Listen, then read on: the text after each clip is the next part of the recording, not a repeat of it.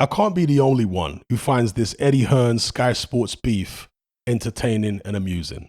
Because according to Hearn, in the run-up to this Joshua Usyk rematch, he hasn't been interviewed by Sky Sports once. And I don't doubt him, by the way, but I can't confirm it because I haven't watched all of Sky's content during fight week. But he says he hasn't been interviewed by them once, so it must be a policy of theirs. They must have actually got into a room and said, we're not going to do any stuff with Eddie Hearn, right? All agreed? Yep, okay. And Hearn says that actually makes him horny, you know? I can't imagine that's actually true. You know, maybe there's part of him that feels like, okay, they see me as a serious threat, or they're still bitter that I left them, whatever the case may be. But Hearn loves to be in front of the camera, and I'm sure he would love to be interviewed on Sky because it's such a big platform ahead of this fight, and reach out to a lot of his old audience who haven't yet followed him over to DAZN. Maybe he feels like he can get some of that audience over onto DAZN if he's on the Sky platform, you know, especially if Anthony Joshua wins. And maybe that's what Sky, well, presumably that's what Sky are concerned about, that the guy who now represents DAZN is going to get this huge platform for this huge fight, and Eddie Hearn has charisma far beyond anybody on Sky.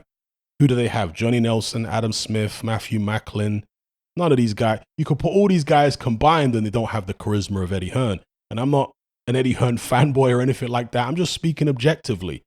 There are lots of things I criticize Eddie Hearn for, but one thing I can't take away from the guy is that he's got bundles of charisma. When he's on camera, whether he's talking rubbish or whether he's talking facts, he's usually an entertaining person to watch and listen to. The way he talks, the banter and all this type of stuff, the self-deprecating humor, as well as the self-aggrandizement, it's entertaining. And I've always been of the view that a promoter, a boxing promoter, should be entertaining. Because if they are, more people are going to want to come to their events. Yeah, they're not coming to watch Eddie Hearn, but they get a certain feeling. And I think this is one of the keys to Matchroom's success over the years. It wasn't just the exclusive deal with Sky, but it's also Eddie Hearn's charisma, the way that he would engage with fans. Eddie Hearn, in my lifetime, has been by far the most accessible boxing promoter in the game, both in the UK and in the US. He made himself so accessible, far beyond that of the old school promoters like Frank Warren and even Eddie Hearn's dad, Barry. They were never as accessible as Eddie. And I'm not just talking about because of the fact that the social media and Eddie Hearn was the first major promoter to take advantage of things like Twitter. No, but even at the events, like the public workouts, Eddie Hearn made himself way more available to the public than, let's say, Frank Warren ever did.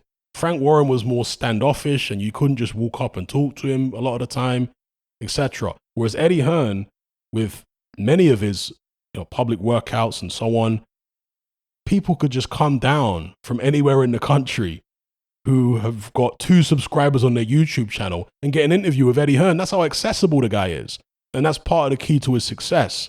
He understood that that would be key to his success, making himself very accessible. And I guess it's his personality type, right? He's just a Jack the Lad type of individual who enjoys socializing to some degree. I'm sure he finds it a bit of a chore talking to literally everybody when he does these events.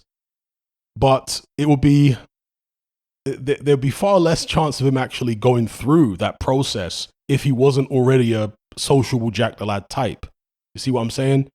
So anyway, Eddie Hearn apparently being, what's the word I want to use? Blacklisted by Sky?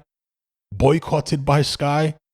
Should I call it? I'm trying to think of the video title I'm going to use. Sky boycott Eddie Hearn.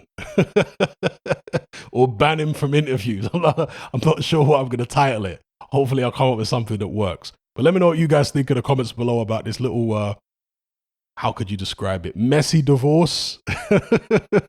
Messy breakup between Hearn and Sky? Let me know if you find it as entertaining as me. I'm out.